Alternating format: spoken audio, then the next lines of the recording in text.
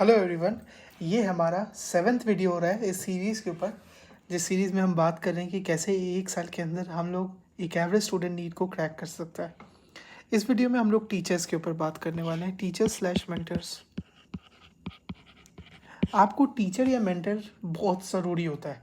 एक टीचर आपको जो गाइड कर रहा है उस गाइडेंस को आपको पूरी तरीके से फॉलो करना है, क्योंकि आप तो ये एग्ज़ाम पहली बार दे रहे हो, बट उसने उन टीचर ने तो अपने सामने हज़ारों बच्चों को निकलते हुए देखा है, जिन लोगों ने इस एग्ज़ाम को क्रैक किया है, जिन्होंने नहीं किया है, उनके हज़ारों स्टोरीज, हज़ारों स्टूडेंट्स का एक्सपीरियंस एक इंसान के पास है, वो है आपका टीचर।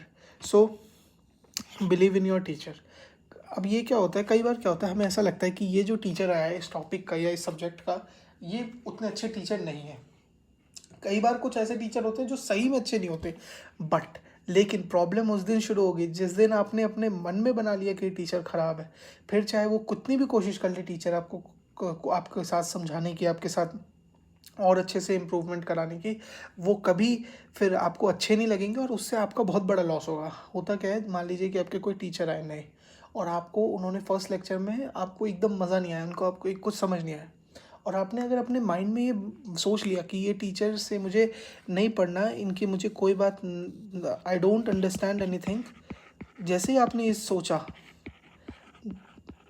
उसी टाइम आपका जो वो टॉपिक है ना, वो ख़राब होना शुरू हो चुका है। अब कोई नहीं बचा सकता।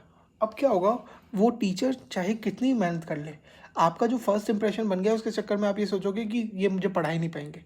सो होता क्या, और ये जनरली आपके फर्स्ट टीचर्स के साथ कभी नहीं होगा। जैसे ही कोई दूसरा टीचर आएगा ना टॉपिक स्विच करने, तब आपके साथ ऐसी प्रॉब्लम होगी। ऐसा क्यों? क्योंकि जिस पहले टीचर से आप पढ़ रहे हो उसके साथ आपका एक बॉन्ड बना है।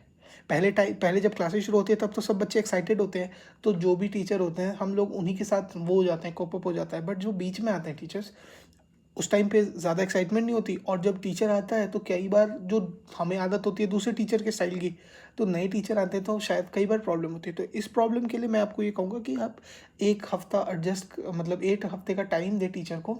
वो भी थोड़ा एडजस्ट होंगे आपके साथ, आप भी उनके स्पीड पे कोप अप करोगे, उनकी फ्रिक्वेंसी से मैच करोगे, then everything will be sort out. But if there is a big problem with the teacher, then आपके पास एडमिनिस्ट्रेटिव रूट्स होते हैं। अगर आपकी कोचिंग है तो आप वहाँ बात कर सकते हैं कि हमें इनका नहीं समझ आ रहा है।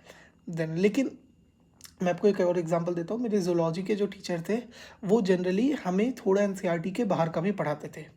सो मैंने पहले ही सोच रखा था कि टीचर के बारे में ज़्यादा कुछ सोचना नहीं है, गलत, जो अच्छे टीचर, तो उनको मैं एकदम अच्छे से डाई हार्ड जो पढ़ाते थे सब याद करता था। एट द एंड उन्होंने जो जो पढ़ाया था वो सब मैंने रिवाइज़ नहीं किया था, कई चीज़ें मैंने छोड़ दी, कई चीज़ें भूल गया। आखिरी में मैं एनसीईआरटी पे ही फोकस करता था, पर जब वो पढ़ाते थे तब मैं घर आके ज़रूर रिवाइज़ करता था, क्योंकि एक बार नज़र पे रहना चाहिए। और आप बिलीव नहीं करोगे कि इस साल कुछ क्वेश्चन एनसीईआरटी से बाहर आए थे जो कि सर ने बताए थे, तो हेल्प करता है। तो टीचर के पास आपसे बहुत ज़्यादा एक्सपीरियंस है, सो उन पे प्लीज़ बिलीव योर टीचर। यही इस वीडियो का मेन जो मैसेज था। अगले वीडियो के अंदर, तो इस वीडियो के बारे में हम यही बात करेंगे। अगला वीडियो जो है, ये हमारे प्लेलिस्ट, जो हमारी जो सीरीज़ है उसका मुझे लगता है मोस्ट इम्पॉर्टेंट वीडियो है, which is talking about the mental wellness. इसके बारे में हम लोग अगले वीडियो में बात करेंगे। Thank you for watching this video.